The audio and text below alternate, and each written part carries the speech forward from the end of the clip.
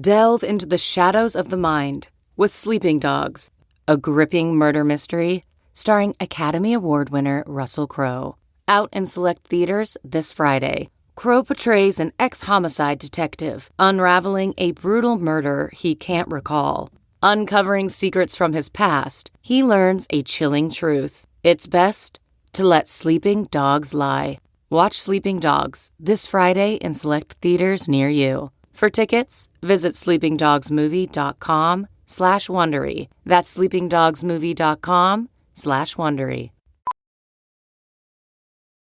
As a professional welder, Shayna Ford uses Forge FX to practice over and over, which helps her improve her skills. The more muscle memory that you have, the smoother your weld is. Learn more at meta.com/metaverseimpact. Edit audio. This episode mentions suicide and sexual assault. Please take care while listening. In the last episode, our team came home from court and looked into the parallels between mental health and incarceration. So Missouri is reducing patient beds in mental hospitals at the same time that they are building new prisons.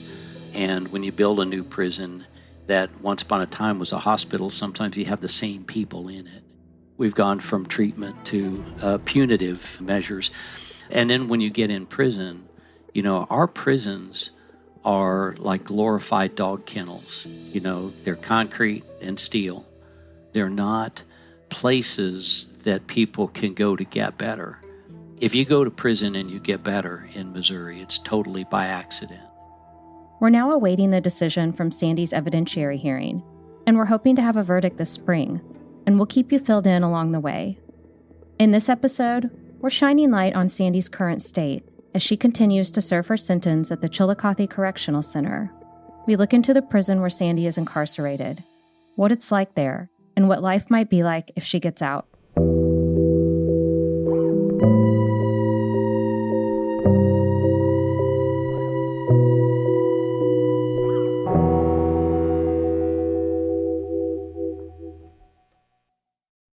Since Sandy's hearing, I've been thinking about how hard the transition would be after 40 years in prison. So I began to look into what resources are available for exonerees, and through that I learned something. That those who are innocent and released from prison can have fewer services available to them than those who are found guilty. And because I can't talk to Sandy right now, I wanted to speak to someone who had a similar experience. A man who was exonerated from prison and didn't have the resources he needed on the outside. His name is Daryl Burton. You spell my name Darryl, Burton, Burton. I am associate pastor at the United Methodist Church of the Resurrection. I am also co-founder of Miracle of Innocence, and that is to help innocent people get out of prison and then help them once they come home. Daryl's organization, founded with Lamont McIntyre, is called Miracle of Innocence. The organization helps innocent people get exonerated and then helps them with post-prison aftercare. It was founded after Daryl served time in prison for a crime he didn't commit. Nothing connected me to the crime. No evidence of any kind. No ballistics, no fingerprints, no DNA, no confession, and no weapon. It was just those snitch witnesses. And that's what sent me to prison for all those years wrongfully. It took almost 25 years to finally get the facts out. And so I could be exonerated and proven innocent. When he got out in 2008, there were no resources. None. Daryl was 22 when he entered the prison system, remarkably similar to Sandy's age when she entered. He was 47 when he got out. Well, I went to some of those programs asking for help. They said, you know, we don't help innocent people. We're sorry, but we only help the guilty. And I said, well, that's crazy. I did almost 25 years as an innocent man. I did time like anybody else who's a convicted felon of the charges that they were actually guilty of. Even though I was innocent, you can't help me? They said, no, we can't help you. So that was the inspiration behind Miracle of Innocence, because if someone come home from prison who are innocent and need some help, then we like to have something in place to help them. Like others we've heard from in past episodes, Daryl reiterates how Missouri compares to other states when it comes to wrongful conviction. But I know Missouri is a very, very hard state to prove your innocence. And there are a lot of people in Missouri and other states, I'm sure, that are innocent in those places. I mean, if the prosecutors get it right 98% of the time, well, that's 2% they get it wrong. And so if you say 98 out of 100, well, you got 2 people that were innocent. You know, that 2 people, I guarantee you, is not one of their relatives. It's not somebody they like and love. So it's somebody who's poor, minority, perhaps a man, woman, this just can't afford, to hire a high-powered attorney or have those connections. Like I said, I had a public pretender, is what I call him, who I saw one time for 1 hour. 1 hour, I saw this lawyer. So, and for capital murder. I mean, so you can only imagine that I was being set up from the start. We've heard others in this series explain how being at lower socioeconomic levels impacts your access to better legal representation. We've also heard how mental illness plays a role in your likelihood of sentencing. I can't help but relate Daryl's experience to Sandy's. They've both done time in prison, and both have faced unfair sentencing. And remember, Sandy and Daryl both entered the prison system in the 1980s. Daryl was released decades later. Can you kind of walk me through what it's like when someone gets out of prison? Do you have monetary resources? Have you made money from working in prison? Do you have someone to give you a ride somewhere? Do you have taxi cab money? Do you come out with your clothes? Can you kind of just walk me through what that's like? Yeah, when I came home, I can just tell you, it's different for each individual. But most of us come home, we're homeless. We don't have a place to stay. I didn't have a place to stay. I wasn't going back to St. Louis. My mother's still in St. Louis, but I refused to live in St. Louis. So we're homeless. I came out, seeking some help from the reentry program, but they don't help people like me. And most of the guys who get out, if they don't have family, if they don't have a support system, it's hard to try to figure things out. And we come home to a place that we've been alienated from. We don't know this world. I don't understand technology. When I went in 1984, which you all wasn't even born, they didn't have any of this kind of technology. None of this stuff existed. Google, internet, this didn't exist. So you're talking about somebody get out of prison with a cell phone. I'm talking to you now on a cell phone. When I got out of prison, I had no clue how these things work. And I'm still learning. It's still challenging to me. And then trying to get reacclimated and reacquainted with family and friends. I had a daughter. She was 7 months when I left. She was 7 months. I saw her 3 times. When I came home, my little girl was 25 years old. So she didn't know me. We just started back talking just here in the last week or so because I abandoned her, even though she knew it wasn't my fault intellectually, but it's hard for her because she ended up in foster care herself. I immediately thought about Sandy when Daryl told me this, a story that paralleled her life in similar ways. They both spent their adult lives without being able to raise their children. The Chillicothe Correctional Center, where Sandy is incarcerated, lies on the far north side of town in Livingston County. From the outside, the building, constructed in 2008, is the color of mud. It's unassuming and sprawling, meant to hold 1,740 incarcerated individuals. The inside is equally utilitarian, not unlike other prisons. But a few signs of life have sprouted. There's a grief corner. There's also a program that teaches parenting skills so that mothers can one day be reunited with their children. And from a handful of online photos, you can see that there are colorful posters and blue plastic chairs. Here, the incarcerees wear khaki-colored pants and a matching short-sleeve V-neck shirt, like we saw Sandy wearing during the evidentiary hearing. The Chillicothe Correctional Center is one of the 2 women's prisons in the state of Missouri. If you've heard the name, it's likely because Gypsy Rose Blanchard recently served her time there. We wanted to get an idea of what life was like on the inside of the Chillicothe Correctional Center, so we reached out to Lucas Reynolds. I mean, Luke, Lucas, whatever. It depends. It's half the people call me Luke, half people call me Lucas, so... He works part-time at the center. Turns out he's actually the nephew of the woman who owned our Airbnb in Chillicothe. It's a pretty small town, and working at the correctional facility is a popular job in the area. Just recently graduated high school last year, and I'm looking to go into a career in law enforcement, specifically the Missouri State Highway Patrol. So that's pretty much what led me to the Department of Corrections. It is the closest form of law enforcement that somebody of my age. I'm 19 years old, so not quite 21, which is the age of most law enforcement agencies. So I kind of thought, all right, well, that would work. Can you tell me, well, first, how long have you been doing this? How long have you been at the correctional center? I've been working in the at CCC for I think I'm coming up on 6 months. So I think I started all my online training, and I graduated academy beginning of August. Lucas tells me about the training it takes to become a correctional officer at the facility, which totals about 6 weeks. It's quite extensive, I believe, for our jobs. So starts out, it's a lot of online courses. So you go through a lot of policy.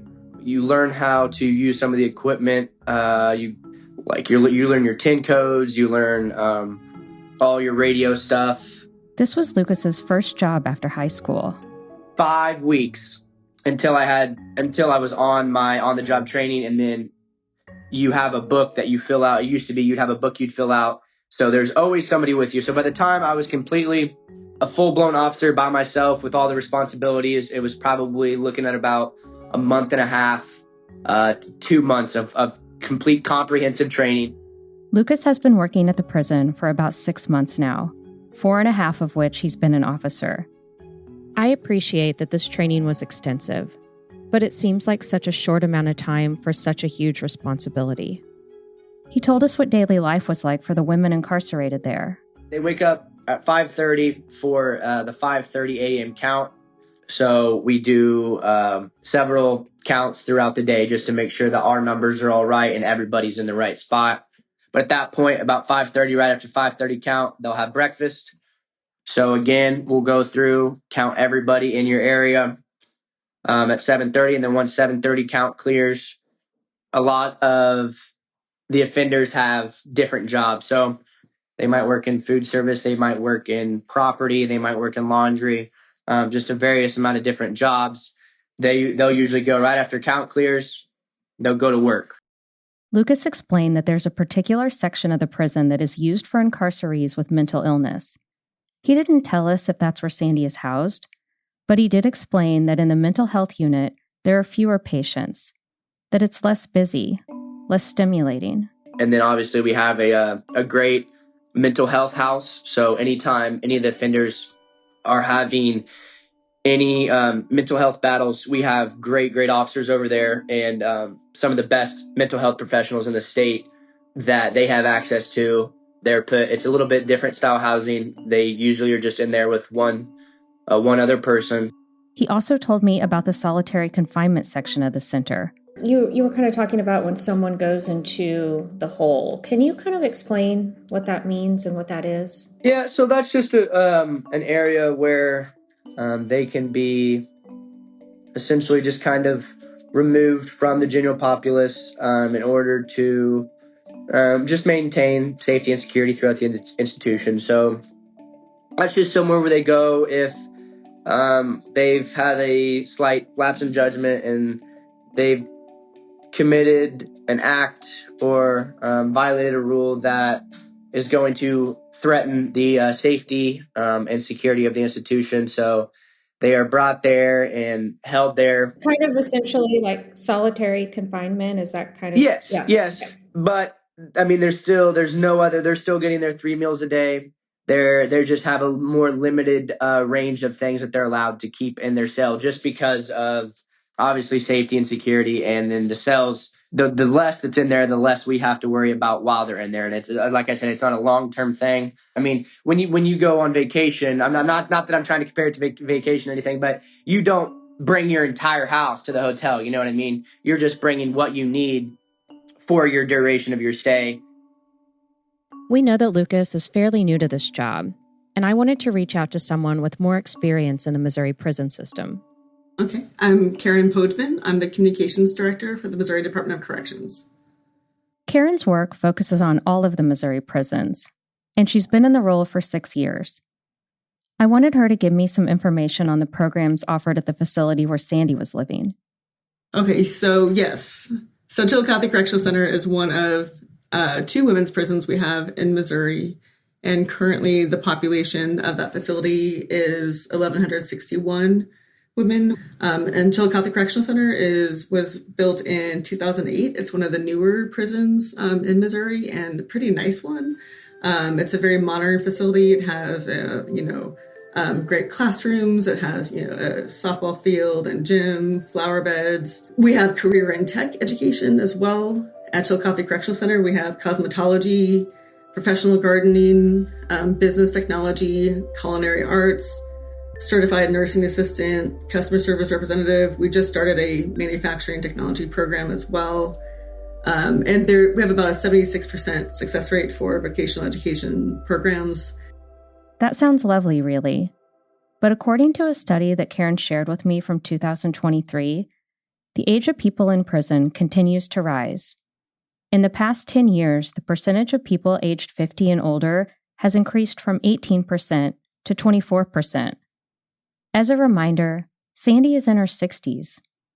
And I wondered, are these older incarcerees able to take advantage of these programs?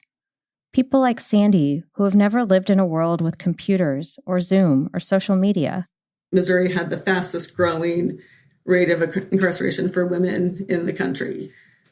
So we immediately set about trying to make adjustments to stop that trend, and we actually have very much reversed that trend. About the population of women in prison has shrunk by about 40% since then. And one way we did that was by converting a community supervision center into an all-women's facility. Karen told me that this supervision center is a residential program for those on probation and parole, and it helps with things like life skills and substance use treatment.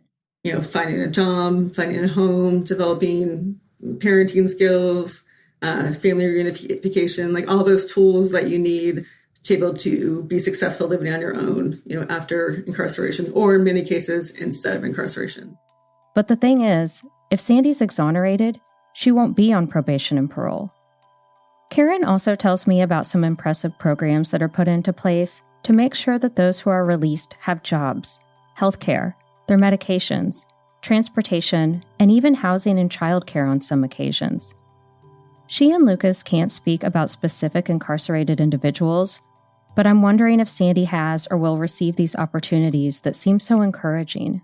There's a theater program. I was actually there in December, right before Christmas. I got to see their Christmas pageant, which was wonderful.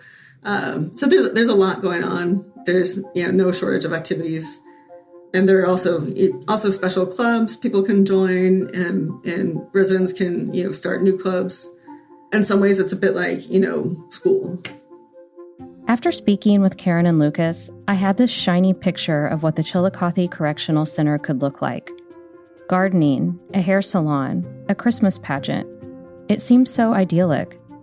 So I asked Daryl about the services he had available to him. When you're an inmate, do you feel that the prison system is set up for a place for rehabilitation, or do you feel like it's a place for punishment? It's for punishment. It's a place for punishment. I mean, to rehabilitate yourself is an individual thing. As it relates to the administrators and folks who govern those facilities, now they may try to offer some rehabilitation programs, and it may help, may work, and it may not. But they run the place, and so they sometimes run it with a very strong, forceful hand. Daryl spent 24 years in the Missouri State Penitentiary and explained that they didn't have programs that helped you acclimate when you were released. But he hopes that it will change. We'll be right back.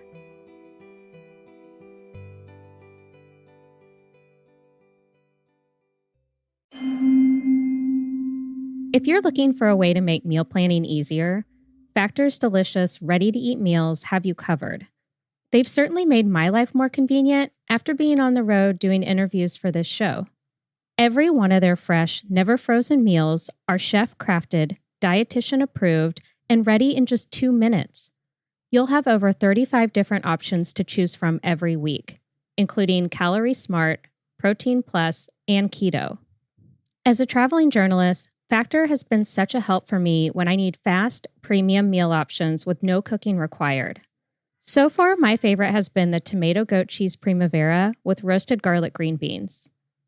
If you love variety, there are also more than 60 different add-ons to help you stay fueled all day long. I love that it's flexible for any schedule. Get only what you need by choosing your meals every week. Plus, you can pause or reschedule your deliveries anytime. Head to factormeals.com/OzarksTrueCrime50 and use code OzarksTrueCrime50 to get 50% off. That's OzarksTrueCrime50 at factormeals.com/OzarksTrueCrime50 to get 50% off.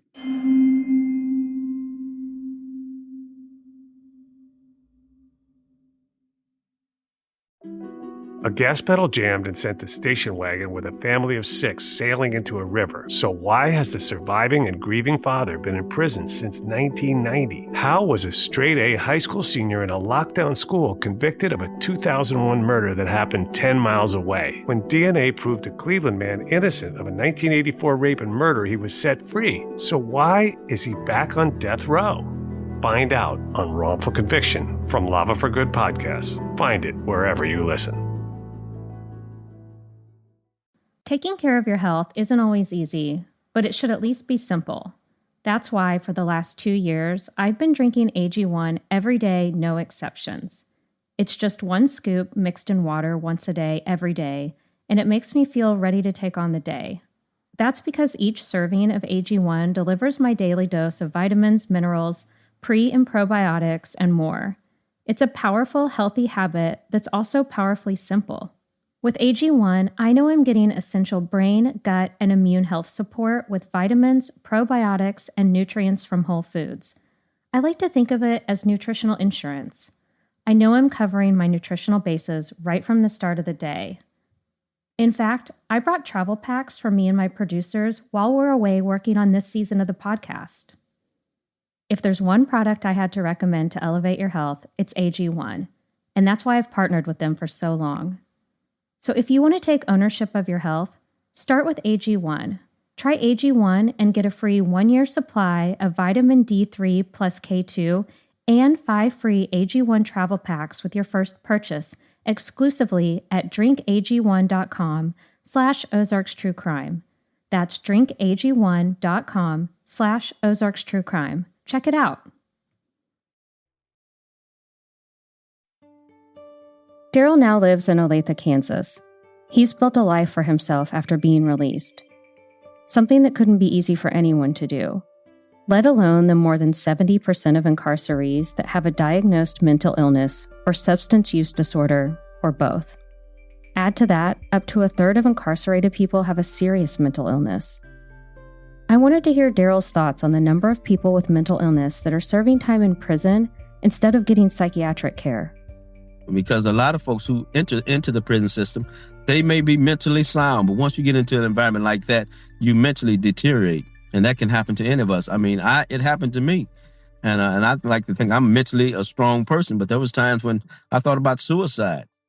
Daryl explains that the answer is more complex, that even those who may not have a mental illness before entering the system likely struggle while they're in prison due to a multitude of factors. I mean, when you're in a place like that, you just never know what your breaking point is. So it's all kinds of things, and the trauma and the abuse and, and all kinds of the force and the power, both from inmates and guards.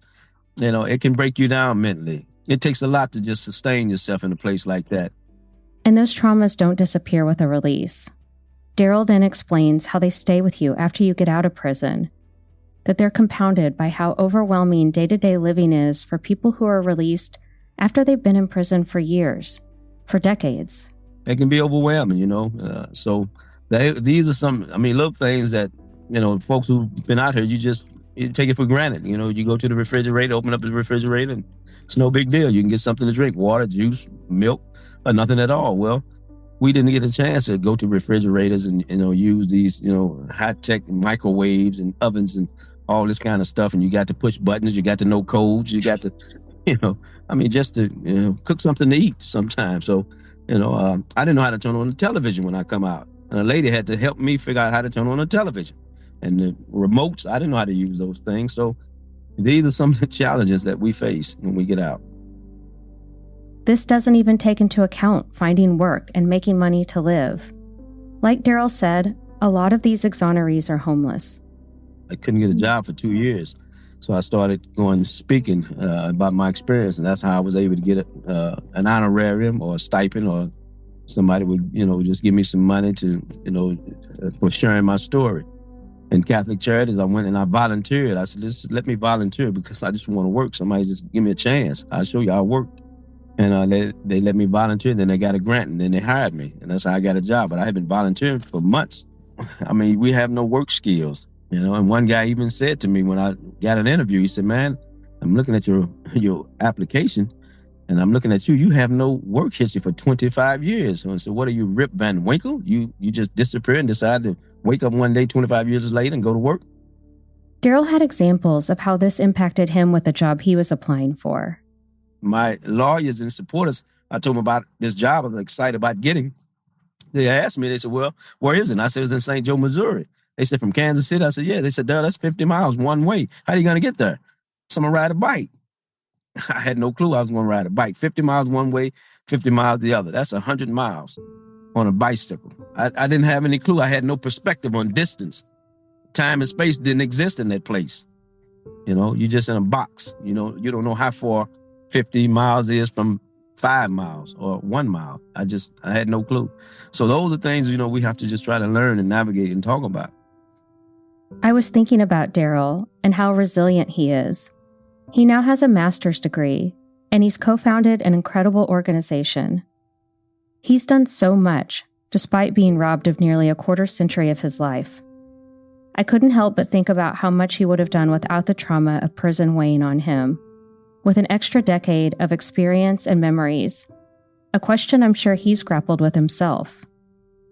I have one question I thought about when you were talking to me, and I was just thinking, how do you grapple with the fact that you were in prison for 25 years for something you didn't do? Is that difficult to, do you find forgiveness? Do you use this organization as a way to make someone else's wrong or right? I'd just love to know your thoughts on that. Well, great question. Yes, I have found forgiveness, but I didn't go in with someone who had a forgiving heart, a person who was of faith. All that came later. I didn't believe in God or any religion. When I got into that place, I was angry. I was filled with a lot of piss and vinegar, excuse the expression. But I hated the entire criminal justice system. All judges, lawyers, police, prosecutors, guards. I hated those people for what they done to me. And no rules applied to me when I got there. But it took, 12, 15, almost 16 years before I read this book about this guy named Jesus, who I didn't know his story because I was not a religious guy. Daryl explained to me that it was his newfound faith that got him to this place. He told me that he didn't go into prison as a religious guy, but that reading the Bible helped him to find peace. He told me forgiveness wasn't for them, it was for me. I just wanted to be at peace with inside of myself. And Nelson Mandela said it best: to be angry and filled with hate and bitterness towards someone else is a self-imposed prison. It's just a mental prison. And so I didn't want to be in a mental prison either, physically or mentally. I didn't want to be in prison. After finding faith in himself, I wondered if he had found any faith in the justice system. No, the justice system, and I have to say this, and this with all due respect, it's not about right or wrong, good or bad, evil. It's not even about the truth. It's about convictions. It's set up to get convictions, to win convictions. That's it. That's the bottom line. Daryl told me that it cost about $500,000 to help just one client, but that despite that, he wants to help anyone who comes his way. We don't discriminate when it comes to somebody who's innocent. If you need help and we can help you, write us. We'll help you. Like Daryl, I hope that our prison systems are changing, that programs set in place, like those at the Chillicothe Correctional Center, are used for rehabilitation and to help set incarcerated individuals up when they leave. CarMax is putting peace of mind back in car shopping by putting you in the driver's seat to find a ride that's right for you. Because at CarMax, we believe you shouldn't just settle for a car. You should love your car. That's why every car we sell is CarMax certified quality, so you can be sure with upfront pricing that's the same for every customer. So don't settle. Find love at first drive and start shopping now at CarMax.com. CarMax, the way car buying should be. You got a dead body, Inspector. I may be able to help with that. This winter, all your favourite detectives are streaming on BritBox. Don't miss exclusive new seasons of Death in Paradise. There must be something we've missed. Vera. It wasn't an accident, was it, love? Father Brown. What did he look like? And more. Once you start investigating, you won't want to stop. We're done when I say we're done. Stream your favourite detectives, only on BritBox. Start a free trial at BritBox.com. Hey, it's Kaylee Cuoco for Priceline. Ready to go to your happy place for a happy price? Well, why didn't you say so? Just download the Priceline app right now and save up to 60% on hotels. So whether it's Cousin Kevin's Kazoo Concert in Kansas City, go Kevin, or Becky's Bachelorette Bash in Bermuda, you never have to miss a trip ever again. So download the Priceline app today. Your savings are waiting. Go to your happy place for a happy price. Go to your happy price, Priceline. While researching this episode, it became both clear and disheartening to me that those who are wrongfully imprisoned like Daryl face a different future than those who are paroled. It almost feels as if they're in this gray, fend-for-yourself situation. Exonerees don't fall into parole, they fall through the cracks. So we reached out to another person whose organization is helping those who have been wrongfully imprisoned, and may even be there if Sandy is exonerated. I'm John Eldon. I'm the founder and executive director of After Innocence. John explains how After Innocence works. After Innocence is a phone-based project. I started it in my kitchen, and that's where I'm sitting right now. And the idea is to call people up and offer them highly skilled, consistent help in a few areas that will make a difference for them. After Innocence is helping exonerees with things like getting an ID or a social security card. They assist with job training, housing, and adult education opportunities, plus pro bono legal work and a new program for mental health. Untreated mental health issues is a major, major concern for this population.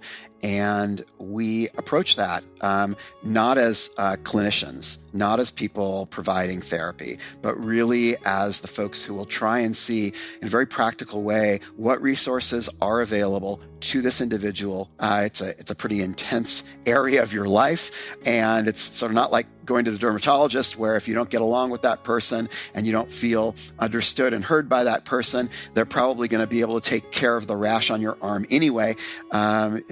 Mental health care is the opposite, and finding a good match with a therapist is tricky.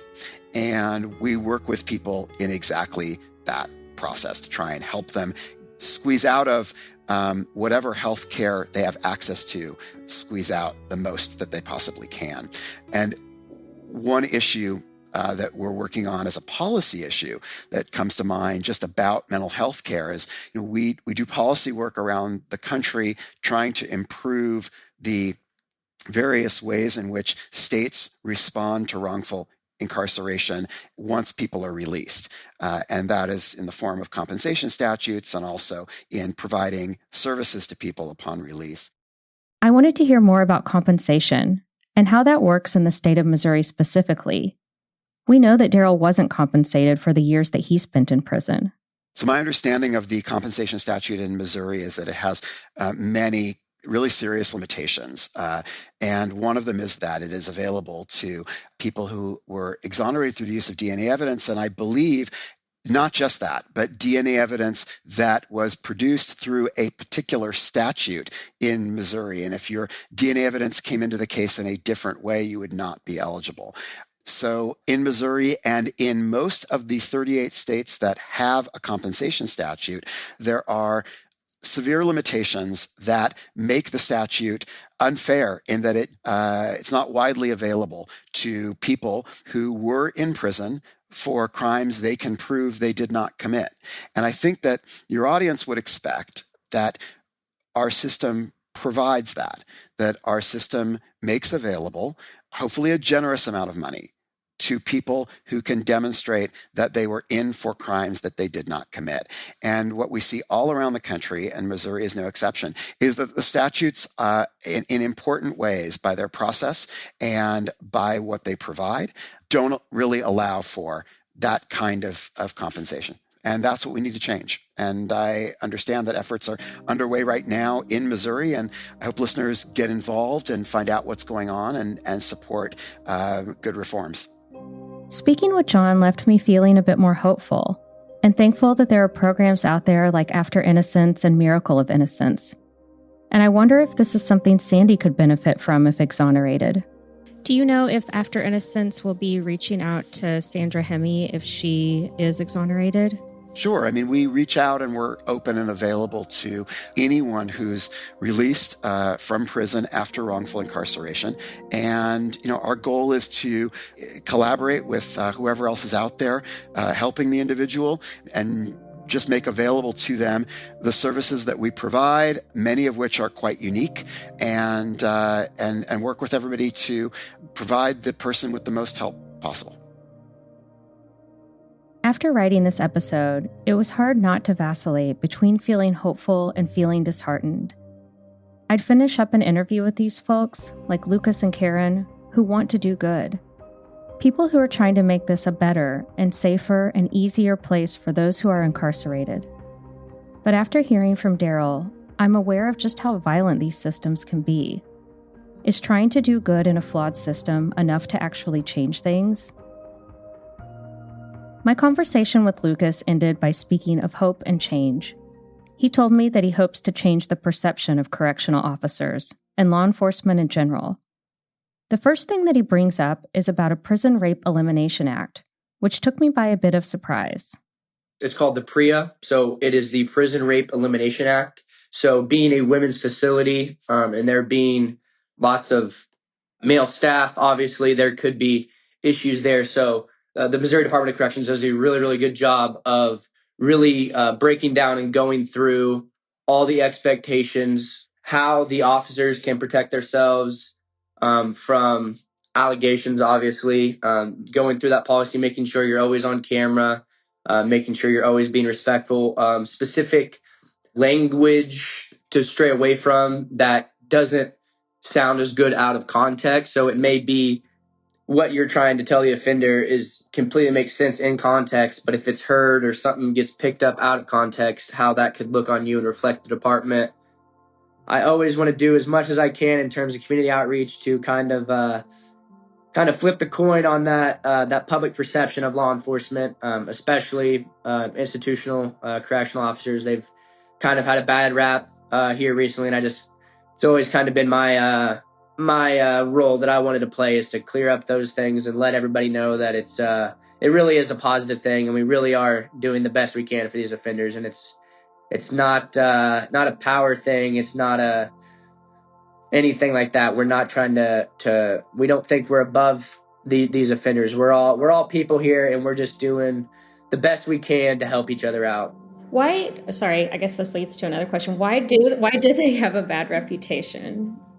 With all law enforcement, you know what I mean? It's you're only ever in the public eye when something negative happens. You know what I mean? Like, you never really see the stories of positive police work as you do the negative stuff. Anytime anything negative happens with law enforcement, that seems to be what is portrayed all over media, all over, whether it's social media or the mainstream media.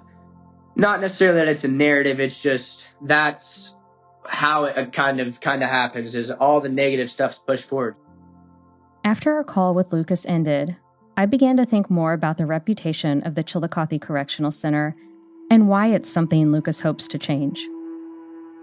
After a quick Google search, we found some information about a different officer at the Chillicothe Correctional Center that was pretty shocking. A Kansas City Star article from June 1st of 2023 says that the state of Missouri has started to pay out $20 million, awarded to 4 women who alleged that they were sexually abused by a guard at the Chillicothe Correctional Center. During the civil trial in Kansas City, one of the women's lawyers said that this correctional officer considered the prison his personal hunting ground. She said that he groomed and complimented the prisoners and gave them items they weren't allowed to have, like soda. He sexually harassed them, isolated them in small spaces without cameras, and raped them. The article ended by saying that lawyers with the Attorney General's office, which represented this officer as a state employee, tried to paint the women as liars.